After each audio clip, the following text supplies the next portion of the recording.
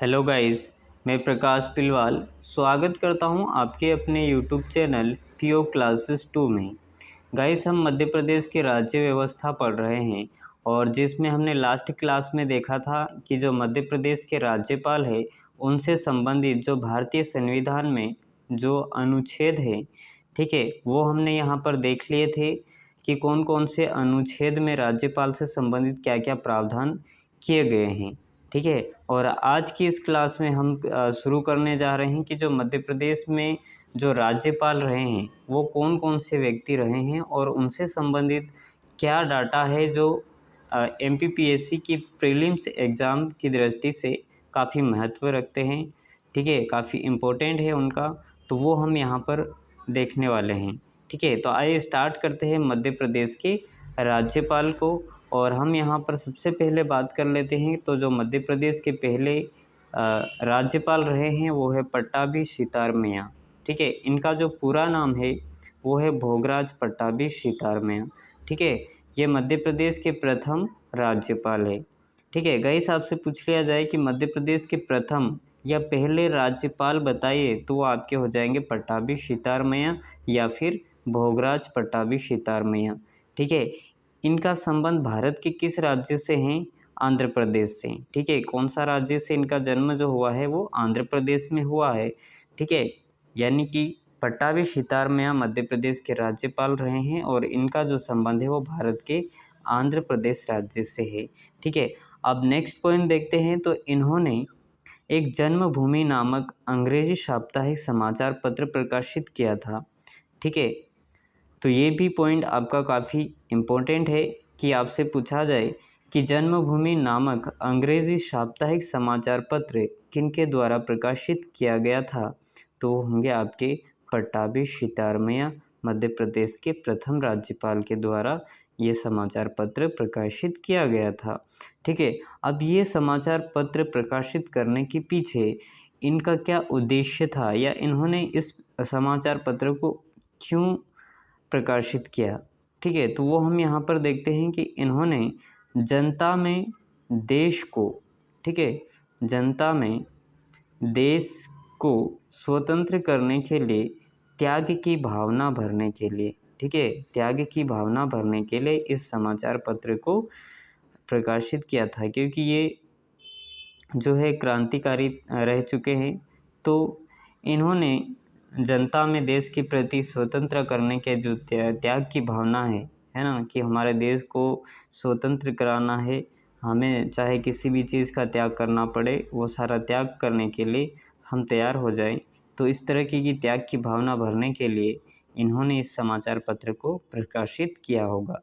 तो इस स्लाइड में जो भी बातें हमने पढ़ी है वो उम्मीद करता हूँ आपको समझ में आए होगी। क्या क्या चीज़ हमने यहाँ पर देखी, एक बार देख लेते हैं कि पट्टाभी सितारमैया जो है ये मध्य प्रदेश के प्रथम क्या है, राज्यपाल है।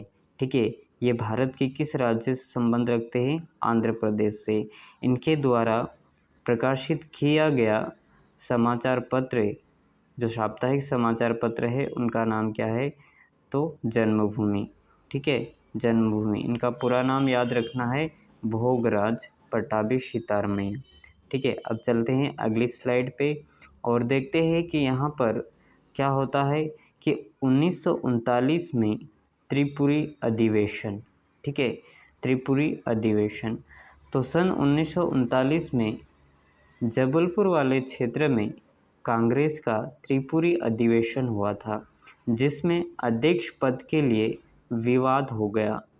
ठीक है, विवाद हो गया और उस विवाद में महात्मा गांधी की ओर से पट्टाभी सितारमैया को प्रत्याशी बनाया गया था और इनके विरोध में जो प्रत्याशी थे वो थे सुभाष चंद्र बोस थे।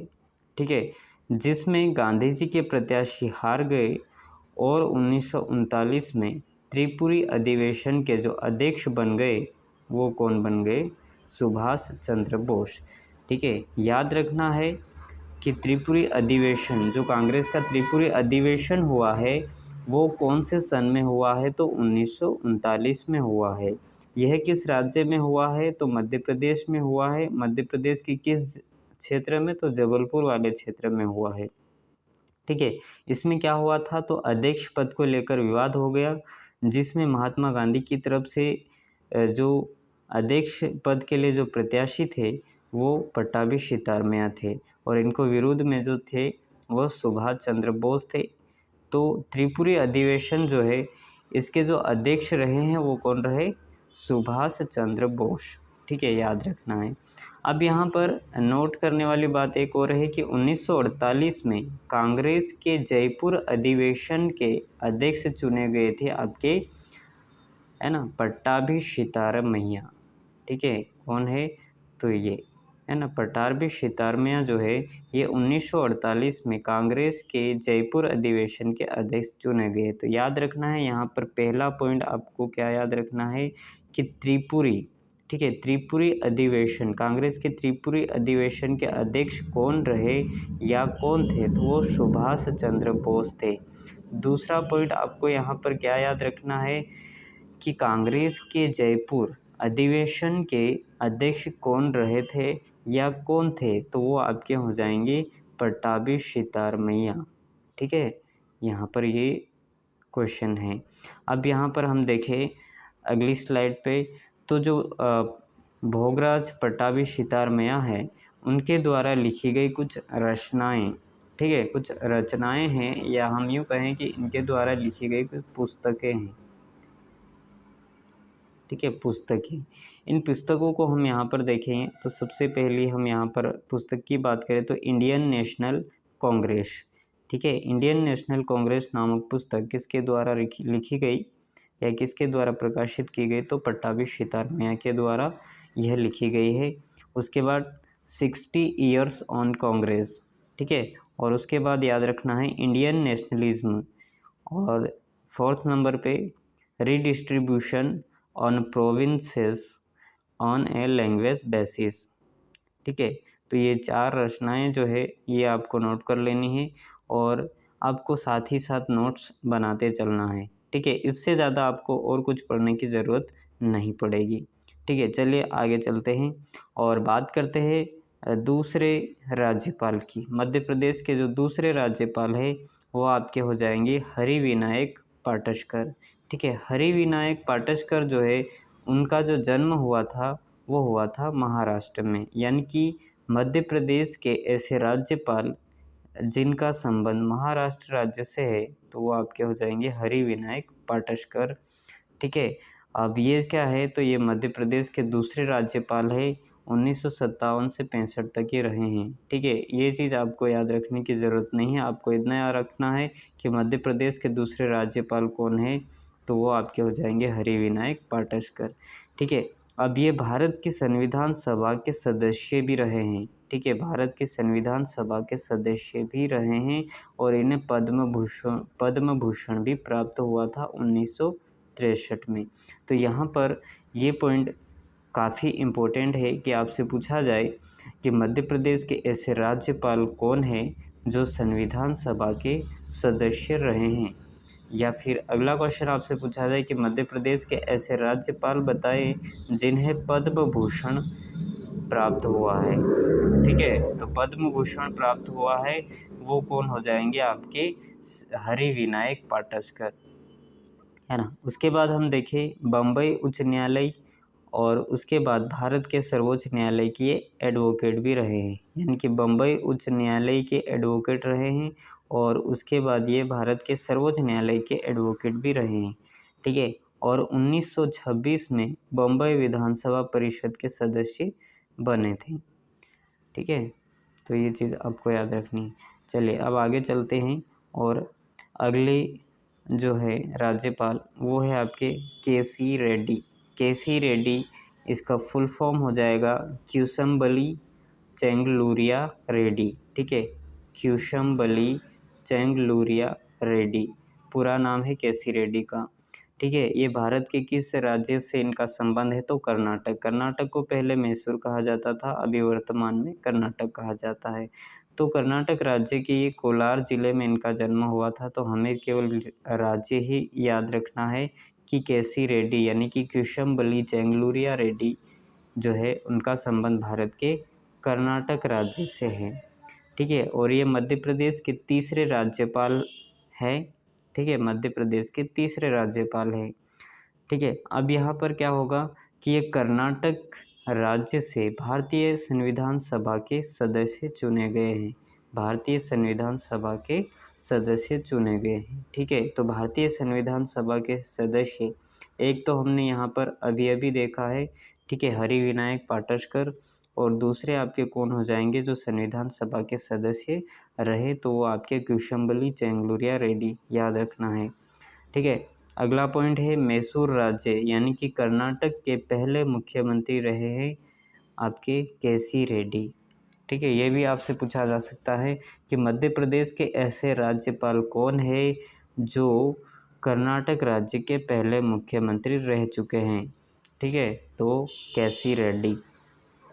उसके बाद 1930 में प्रजा पक्ष यानी पीपुल्स पार्टी की स्थापना इनके द्वारा की गई थी, और 1952 से 57 तक ये राज्यसभा के सदस्य भी रहे हैं। ठीक है, विधानसभा के सदस्य तो रहे, साथ ही साथ ये राज्यसभा के सदस्य भी रहे हैं।